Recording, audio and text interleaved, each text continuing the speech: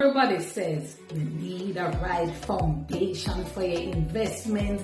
You need the right foundation to build wealth. But what I really mean, what is the foundation you need to have? When we talk about foundation, we're talking about the specific part of long-term investments that you're going to have. What are the bedrock, the staple parts of your portfolio? The stocks, the bonds, the real estate. What combination sets you up for long-term growth? That's really what persons are talking about. As they think about creating this bedrock, this foundation for your wealth to build on, you have to consider your stocks, your bonds, your real estate, and also these newer types of investments like alternative investment, private investments. Putting them all together is critical. That's where we come in at Profit Jumpstarter to help you to figure it all out.